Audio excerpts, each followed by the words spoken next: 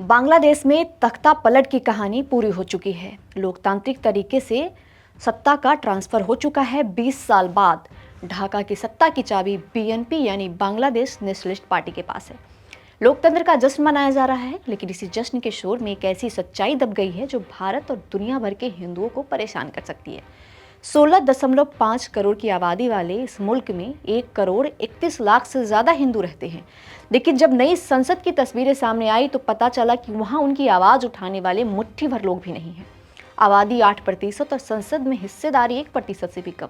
जी हाँ, 300 सीट वाले बांग्लादेश के चुनाव में सिर्फ 3 हिंदू सांसद चुने गए हैं, जो संख्या कभी 15 से 20 हुआ करती थी।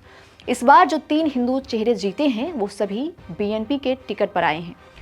पहले हैं गायस्वर चंद्र राय, बीएनपी के दिग्गज हिंदू नेता। 99,000 से ज्यादा वोट पाकर इन्होंने साबित किया कि मुश्किल वक्त में भी इनका जनाधार कायम है।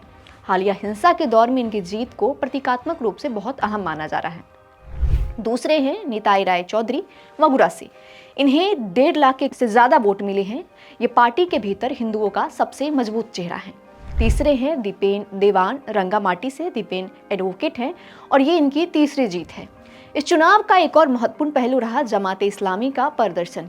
इस इस्लामिक गठबंधन ने समावेशी दिखने की कोशिश में खुलना क्षेत्र से एकमात्र हिंदू उम्मीदवार को मैदान में उतारा था, लेकिन एक कट्टरपंथी और शरिया की बात करने वाली पार्टी से चुनाव लड़ रहे हिंदू पर लोग भरोसा नहीं कर सके और परिणाम यह हुआ कि उम्मीदवार जीत नहीं सका।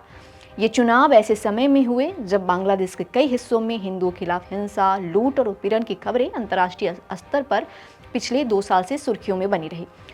79 अल्पसंख्यक उम्मीदवार मैदान में थे, जिनमें 10 महिलाएं भी थीं, लेकिन संसद पहुंचे सिर्फ 3। अब बात करते हैं शेख हसीना के दौर बनाम आज के दौर की। रिपोर्ट्स और जो आंकड़े हैं वो बताते हैं कि शेख हसीना के लंबे कार्यकाल में हिंदुओं की राजनीतिक ताकत कहीं इससे ज्यादा थी। 2009 से 2014 तक संसद में 16 हिंदू सांसद हुआ करते थे। 2014 और 2019 में ये संख्या बढ़कर 17 हुई और आरक्षित सीटों को मिला ले तो 20 तक पहुंच गई थी। 2019 और 2024 में आवामी लीग का दौर था। उस समय भी करीब 14 अल्पसंख्यक सांसद मौजूद थे संसद में, लेकिन 2026 के नतीजों ने स्पष्ट कर दिया है कि आवामी लीग के सत्ता से हटने के बाद हिंदुओं का सियासी स्पेस बुरी तरह से सिकुड़ गया है। सत्ता में अब तारिक रहमान की बीएनपी है, जिसे अक्सर कट्टरपंथी ताकतों के प्रति सॉफ्ट माना जाता है। हिंदू समुदाय के लिए सबसे बड़ी चुनौती यह है कि क्या नई सरकार उन्हें दोयम दर्जे का नागरिक बनने से बचा पाएगी। अवामी लीग का सुरक्षा कवच अब नहीं है और संसद में उनकी संख्या 9 के बराबर है। ऐसे में कट्टरपंथी ताकतें और भी हावी हो सकती है। प्रधानमंत्री मोदी ने तारिक रहमान को फोन किया था, उन्हें बधाई दी और सहयोग की बात भी की।